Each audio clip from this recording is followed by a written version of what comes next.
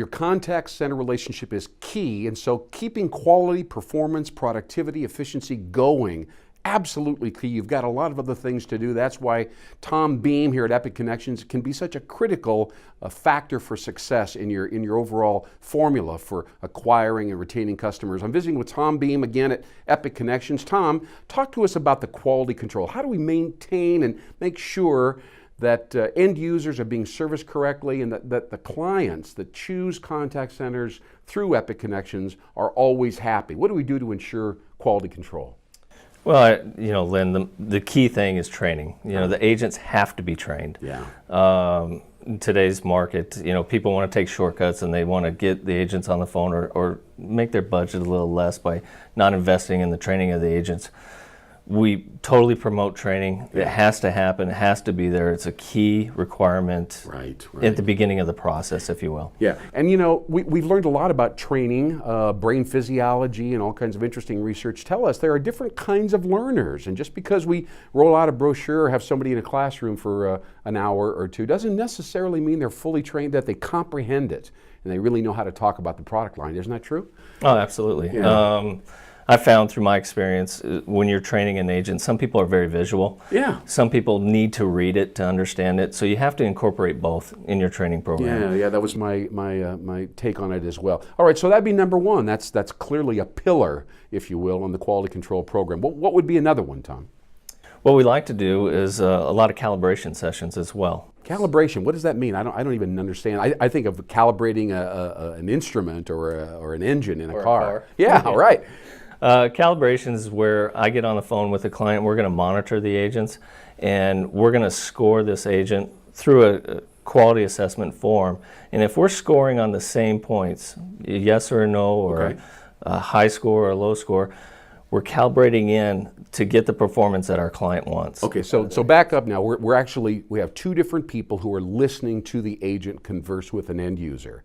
And there's some kind of a score sheet where you're evaluating or rating how well the agent is doing. And we're talking about the client, maybe two different people on the client or somebody from the contact center. They're all listening. Explain, who's listening to these calls again? It's going to be typically it's going to be the call center, someone like the account manager or their quality assurance manager, all right. The client, yes, and myself. Okay, all right, good. So kind of a 3-point evaluation. And then what if they don't agree? What if they give it disparate ratings or don't necessarily agree on how well the agent did? Then what?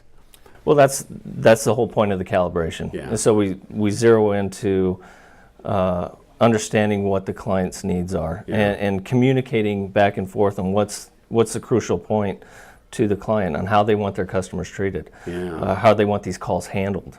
Yeah. So it narrows in. That way the client knows that you're looking after their best interest. Yes. You're treating the customers the way they want them to be treated, and the calibration scores and the QA scores that are submitted to them, they understand that's the way that you would have done it yourself. Okay, good. So it's like we're trying to get to a shared vision or a common understanding of what excellence is. Isn't that correct? Absolutely. Yeah, all right, and doing so in a very precise way. All right, so we've got two components in a quality control program. I can tell you're all over this. Is there anything else? What would be a third component in the quality control platform, shall we say, from Epic Connections?